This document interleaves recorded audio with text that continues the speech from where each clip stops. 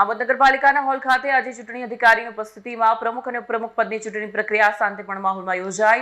ચૂંટણીમાં પ્રમુખ તરીકે મહેન્દ્ર દેસાઈની વરણી કરાઈ છે।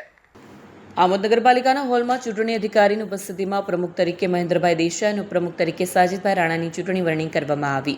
આ નિમિત્તે આમોદ નગરપાલિકાની ચૂંટણીમાં કોંગ્રેસના 16 સભ્યોમાંથી 15 સભ્યો મત આપ્યા હતા, જ્યારે ભાજપના 8 સભ્યોમાંથી 7 સભ્યો હાજર રહી ચૂંટણી પ્રક્રિયા પૂર્ણ કરી।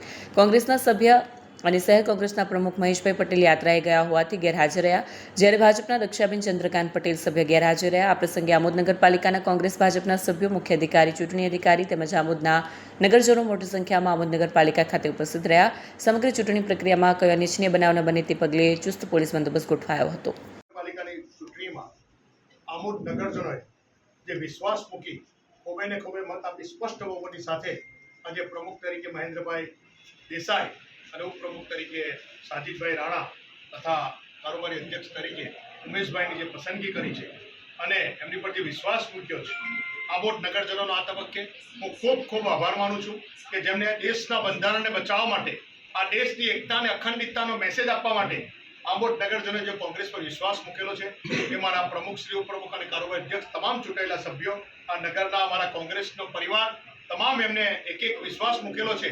એમની જે ઈચ્છાઓ છે, અધૂરા કાર્યો છે એ તમામ પૂર્ણ કરશે અને વિશ્વાસમાં ખરા ઉતરશે એવો મને વિશ્વાસ છે।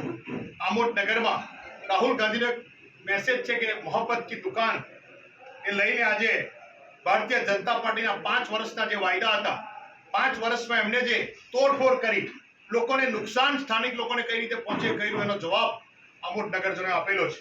ત્યારે કોંગ્રેસની એમ છે કે કોઈને પણ, વિરોધ પક્ષને પણ કોઈ નુકસાન ના થાય, કે જે સાચું છે, જે સત્ય છે એ કોંગ્રેસ કરશે અને આ દેશના બંધારણ બચાવવામાં ફરી એકવાર આમોદ નગરે જે મેસેજ આપેલો છે એ તમામ નગરજનોનો આ તબક્કે હું ખૂબ આભાર માનું છું અને આજના દિવસે આમોદની નગરની તમામ મારી કોંગ્રેસની ટીમને ખૂબ અભિનંદન પાઠવું છું। સાથે ચૂંટાયેલા પ્રમુખ, ઉપપ્રમુખ અને કારોબારી અધ્યક્ષને દિલથી અભિનંદન પાઠવું છું।